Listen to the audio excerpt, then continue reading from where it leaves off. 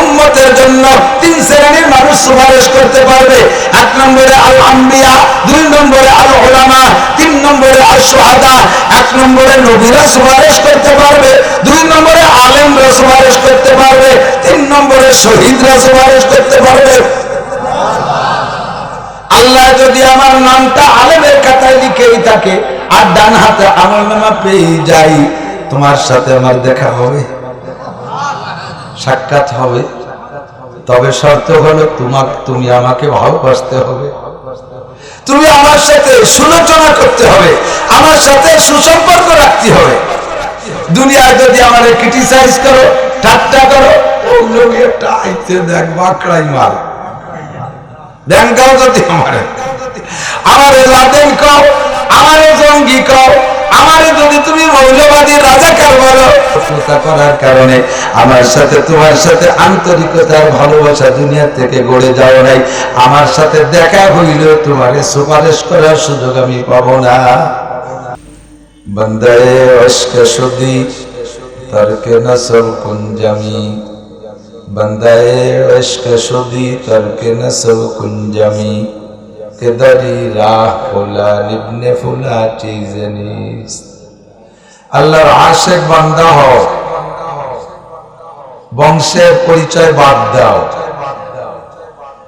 আল্লাহর আশিক হওয়ার জন্য অমকের বেটা অমক এই পরিচয়ের 5 পয়সারও দাম। যদি তাই থাকতো চুকে না আন্ডা তবিয়ত বে হুনার বুদ, পয়গম্বর জাদেগি কদরশ নয়বজু। নূহ আলাইহিস সালাতু ওয়াস সালাম একজন রাসূল, বলেন রাসূল, এবং সাধারণ রাসূল নয়, বলা হয় আউয়ালুর রাসূল। যাদের পর আসমানি কিতাব আসে তারা হন রাসূল। তো বলা হয় যে নূহ আলাইহিস সালাতু ওয়াস সালাম প্রথম রাসূল। আদম নবিউল্লাহ, আদম আলাইহিস সালাম নবী, কেউ বলে রাসূল, কোন রায়াতে বলে নবী। নূহ আলাইহিস সালাতু ওয়াস সালাম প্রথম রাসূল। 114 জন রাসূলের মধ্যে একজন নূহ আলাইহিস সালাম প্রথম রাসূল। তার হাতে আল্লাহ পাক রব্বুল আলামিন এমন মুজিজা দিয়ে কিয়ামত পর্যন্ত ইতিহাস করে রেখেছে যে সর্বপ্রথম জাহাজ তৈরি করেছেন হযরত নূহ আলাইহিস সালাম। শুনছেন না গল্প? আমাদের কাছ থেকে শুনেছেন। নূহ আলাইহিস সালাতু ওয়াস সালামের একটা স্ত্রী ছিল বেঢঙ্গা, আর একটা ছেলে ছিল বেঈমান কাফের। 4টা ছেলে, হাম, সাম, ইয়াফেস, কেনান।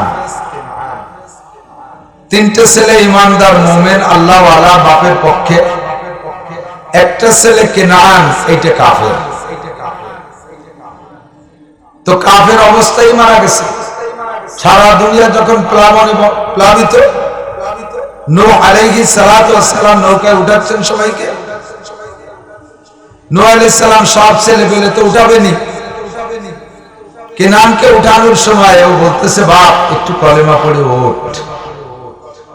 তো কেনান কয়, আব্বা তোমার নৌকায় উঠলে কলেমা পড়া লাগে, জিকির করা লাগে, তাসবিহ পড়া লাগে, বান্ধবী নিয়ে গল্প করা যায় না, গান গাওয়া যায় না, মদ খাওয়া যায় না, ইয়াবা খাওয়া যায় না, পেন্সিলিন খাওয়া যায় না, আকাম কুকাম করা যায় না, টেলিভিশন দেখা ছিল তো না, যদি ওই জাতীয় তো কিছু ছিল। এই যত শয়তানি এগুলো করা যায় না, কাজেই তোমার নৌকায় উঠবো না।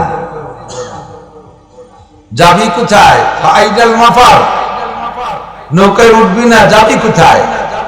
তো কেনান জবাব দেয়, সাবি ইলা জাবালি ইয়াসিমুনি মিনাল মা।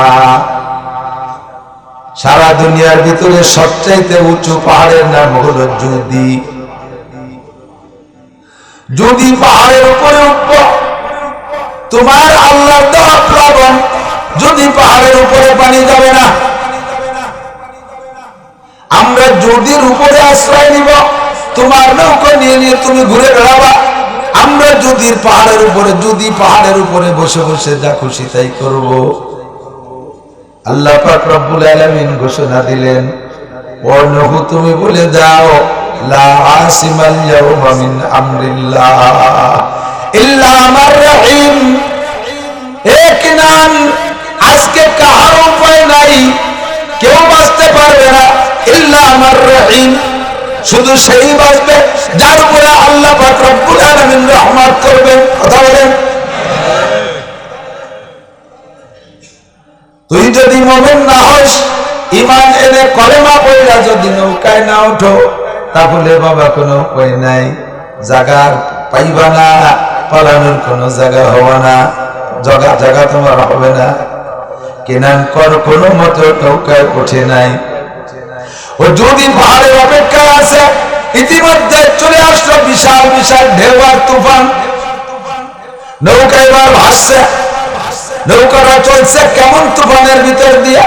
আল্লাহ কুরআনে কারীমের ভিতরে বলেন, ওয়াহিয়া তাজরি বিহিম ফি মাউজিন কাল জিবাল, পাহাড়ের মতো একটা ঢেউ আসতেছে, ঢেউ। এই সাগর তো এখন 7টা সাগরে ভাগ হয়েছে, আর গোটা দুনিয়া মিলে একটা সাগর। সাগরের ঢেউ কত বড়, মাঝে মাঝে আপনারা দেখেন তো, ছবিতে ওলিও দেখেন, বিশাল জাহাজ, ফরেন জাহাজ, বাংলাদেশ থেকে বিদেশে যায়, আমেরিকা থেকে বিদেশে আসে, বাংলাদেশে আসে, জাপানে যায়, এত বিশাল জাহাজ, সেই জাহাজের উপর দিয়া পানি চলে যাচ্ছে। সারাটা দুনিয়া যখন একটা সাগরে পরিণত, তাহলে ঢেউ তার কত বড়। আর এই ঢেউ গজবের ঢেউ নাই, নূহ আলাইহিস সালামের ঢেউ হলো গজবের ঢেউ। কত না, বদমাশ গুলোকে ধ্বংস করার জন্য ঢেউ ছাড়ছে, তাহলে ঢেউ কেমন হবে? আল্লাহ কয়, ওয়াহিয়া তাজরি বিহিম ফি মাউজিন কাল জিবাল। এই যুবক, আমি বুড়োদের আজ করি না, কারণ বুড়োরা এমনি ভালো হয়ে গেছে, কোমরে জোর নাই, চোখে পাওয়ার নাই, বাহুতে বল নাই, গোনা নিঃশ্বাস শুরু হয়ে গেছে। কাজে কাজে এই বুড়ো কালে ভালো হওয়া তার স্বাভাবিক, ওই ভালো হওয়ার মধ্যে কোনো কারামতি নাই। যৌবন কালে যদি ভালো হও, তাহলে সেই ভালোর দাম আল্লাহর কাছে অনেক বেশি। দর জওয়ানি তওবা কর দান সেওয়ায়ে পয়গম্বরি, দর জওয়ানি তওবা কর দান সেওয়ায়ে পয়গম্বরি, অক্ত পীরি গুরগে জালেম মি শবত পরহেজগার। যৌবন কালে দিনদার হওয়া, এইটা হলো নবীওয়ালা স্বভাব। যুবক আমার দিক তাকাও, আমার গোপালগঞ্জের যুবক দলে দলে জান্নাতে যাবি, বলেন আমিন, জোরে বলেন আমিন। আমার বুকটা ভরে যাবে, আমি ঠান্ডা হয়ে যাব কলিজা। আমি নাসিরে যদি ধরা খেয়ে যাই, আর আমার বয়ানে তোমরা যুবকরা, যুব সমাজ যদি স্লোগান দিতে দিতে, কি স্লোগান দিবা?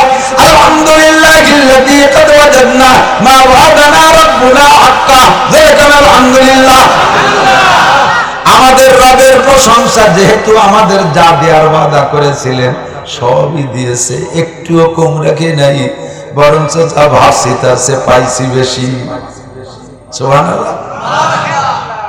তোমরা যখন জান্নাতি হবা, আল্লাহ না করুক আমি নাসির যদি ধরা পড়ে যাই, তোমরা আমারে সুপারিশ করতে পারো না। আল্লাহ হুজুরের বয়ানে আমাদের স্টার্টিং বাম দিক থেকে ডান দিক ঘুরাই দিয়েছি, তাই আমরা জান্নাতি হয়েছি। না জানি কোন গোপন অপরাধে আমাদের হুজুর বিপদে পড়ে গেছে, মেহেরবান আল্লাহ আমাদের গোপাই দিয়ে হুজুর কোনো মতে একটু ছাড়া যায় নাকি দেখো। তোমরা সবাই যখন আমার পক্ষে স্লোগান দিবা, ইনশাআল্লাহ আমিও পার হয়ে যাব। পাশাপাশি আল্লাহ যদি আমার ডান হাতে আমলনামা নসিব করে প্রথম চান্সে, আর আমার সোনা যুবক, তুমি যদি আমার কথার পর আমল করো, এই আমলের ফাঁদে যদি নফসের দুকায় শয়তানের প্রেমে পড়িয়া কোনো অন্যায় তোমার হয়েও যায়, যে অন্যায়ের কারণে তুমি জাহান্নামী হতে যাচ্ছ, আমাকে ডান হাতে আমলনামা দিলে আমার একটা পাওয়ার থাকবে, মানজাল্লাযী ইয়াশফাউ ইনদাহু ইল্লা বিইذনি। আল্লাহ পাক যাকে অনুমতি দেবে সুপারিশ করার, সে সুপারিশ করতে পারবে, আমিও তখন সুপারিশের সুযোগ পেয়ে বসতে পারি। আল্লাহ নবী বলেন, সালাসাতুন ইয়াশফাউ ইয়াউমাল কিয়ামা সালাসা, তিন শ্রেণীর মানুষ সুপারিশ করতে পারবে। 1 নম্বরে আল আম্বিয়া, 2 নম্বরে আল উলামা, 3 নম্বরে আল শুহাদা। 1 নম্বরে নবীরা সুপারিশ করতে পারবে, 2 নম্বরে আলেমরা সুপারিশ করতে পারবে, 3 নম্বরে শহীদরা সুপারিশ করতে পারবে।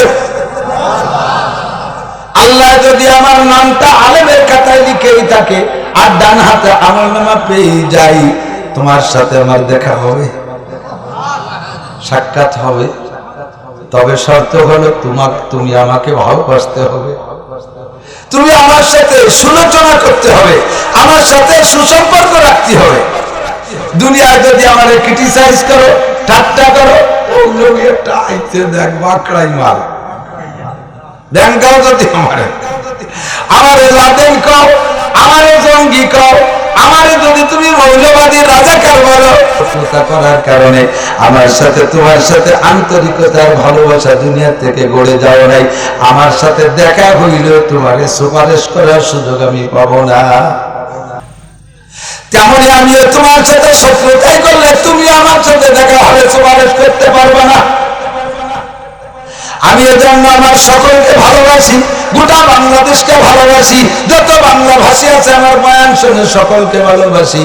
বিশেষ করে আমার গোপালগঞ্জের যুব সমাজকে ভালোবাসি, এরা আমার অনেক মহব্বত করে, ভালোবাসে। একজাক যুবক মিলে মুরব্বীদের সহযোগিতায় মাহফিল মিলেছে, যেভাবে আমাকে আপ্যায়ন করেছে আমি কিয়ামত পর্যন্ত আমার মনে হয় মনে থাকবে।